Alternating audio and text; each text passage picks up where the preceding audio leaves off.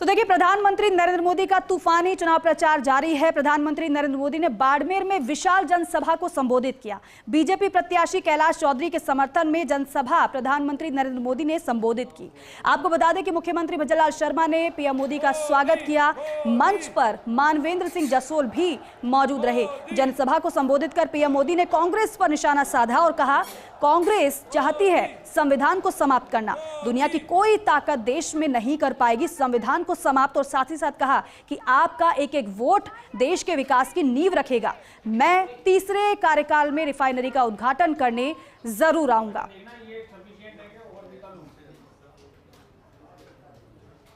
तो देखिए, बाड़मेर के बाद प्रधानमंत्री नरेंद्र मोदी दौसा पहुंचे। वहां पर रोड शो प्रधानमंत्री की तरफ से किया गया, लेकिन यहां पर बेहद अहम ये तस्वीरें मंच से भी सामने आई। लेकिन प्रधानमंत्री ने न केवल तीसरे कार्यकाल को लेकर जिक्र किया, साथ ही साथ वादा भी किया कि रिफाइनरी का उद्घाटन करने तीसरे कार्यकाल में आऊंगा। यानी कि प्रधानमंत्री नरेंद्र मोदी यहां पर भी उन्होंने कहा कि पूरी तरीके से जीत को लेकर आश्वस्त हैं।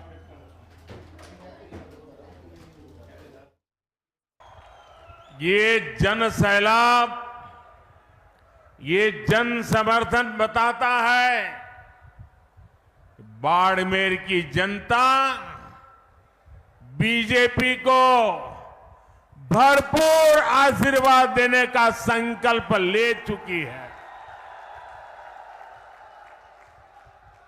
इस चुनाव में आपका एक एक वोट विकसित भारत की नींव मजबूत करेगा। ये चुनाव दल का नहीं, देश का चुनाव है। इसलिए आज पूरा देश कह रहा है 4 जून 400 पार। 4 जून ये चुनाव दल का नहीं, देश का चुनाव है। इसलिए आज पूरा देश कह रहा है 4 जून 400 पार। 4 जून आज सीमावर्ती बाड़मेर में 72,000 करोड़ रुपए लागत की रिफाइनरी शुरू होने जा रही है। और मेरे बाड़मेर के भाई बहन सुनिए, अगर यहां कांग्रेस की सरकार न होती तो मेरे दूसरे टर्म में ही मैं आकर उद्घाटन कर जाता। लेकिन कांग्रेस ने ऐसे रुकावटें डाली। लेकिन मैं आपको गारंटी देता हूं, मेरे तीसरे टर्म में मैं रिफाइनरी का उद्घाटन करने जरूर आऊंगा। मूंग का समर्थन मूल्य भी आज जितना है उतना कभी नहीं था। मोदी आपके सुख दुख में आपके साथ है, क्योंकि आपके सपने ही मेरे संकल्प है। किसानों की आय बढ़े, इसके लिए हम मोटे अनाजों को, श्री अन्न को पूरी दुनिया में प्रमोट कर रहे हैं।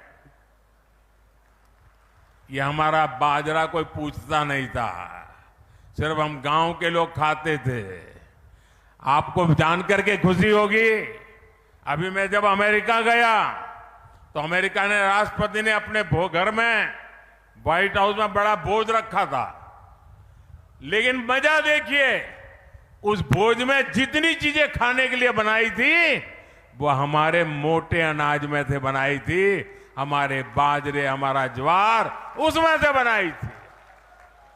दुनिया में जो मेरा छोटा किसान पानी के अभाव में खेती करता है, मोटा अनाज पैदा करता है, मैंने दुनिया को समझाया है ये मामूली अनाज नहीं है, ये सुपर फूड है, सुपर फूड।